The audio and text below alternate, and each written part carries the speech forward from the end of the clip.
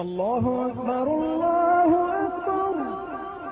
So the Muslim community is a part of the New York City community. We are equally impacted by issues of housing, of economic injustice, of racial justice, of class inequity. And the issue is that oftentimes minoritized people, minoritized communities, because of political marginalization, aren't necessarily aware of how we can access our political rights, right? Aren't aware of our rights as tenants, aren't aware that we can actually mobilize to have influence on legislation, because we just don't have the education, we don't necessarily have the access. There's linguistic barriers, there are cultural barriers, there are economic barriers, right?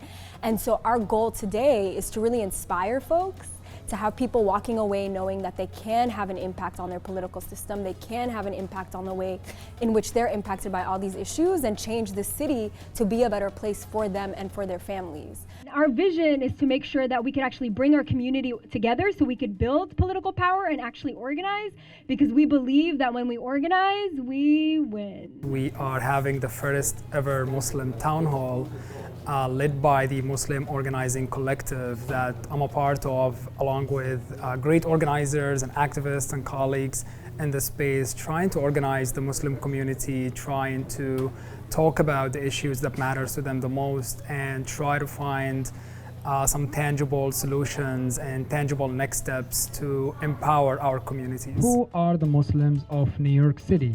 So you probably wonder, if you didn't see such reports before, now it's time for you to recognize how big your community is.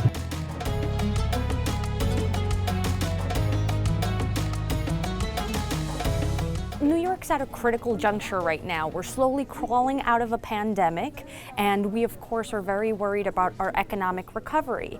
And as a community comprised mostly of people of color, whether you are Black, Latinx, Muslim, East Asian, South Asian, we want to make sure that as good Queens people, we're not leaving anyone behind. Actually having diverse women, right, Latina women representation in such a powerful way. And for us, so much of this is about making sure that we also have our voices heard, right? It's important to be here because at the heart of all of our solutions that we're working towards in government is community, right? And we need to be responsive to the intersection of all of our communities. And we have such a rich Muslim community here in District 22. And there's no better way than to make sure that we're coming together, that we're listening, and then can be responsive. This is the first ever Muslim town hall, and it really gives an opportunity for the community to come together and really voice their experiences, their concerns, their struggles, and have the community listen.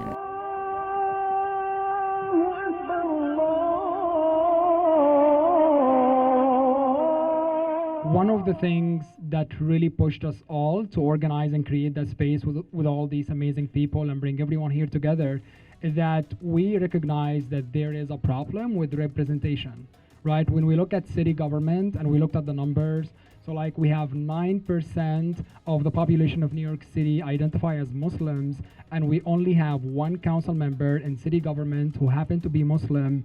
That means that it's 2% representation. We don't have enough events for our community, representing the needs of our community. I think especially with youth in our community, the mental health needs of our youth are so unmet. We need community-oriented solutions that acknowledge the identities of Muslim youth. I think that's why it's so important to bring it into dialogue within spaces like this. One of the most heartbreaking statistics for me around the Muslim community specifically, Muslim youth are twice as likely to attempt suicide compared to other faith groups. And we're the highest in the States. And so, one, just having an honest conversation about what's happening.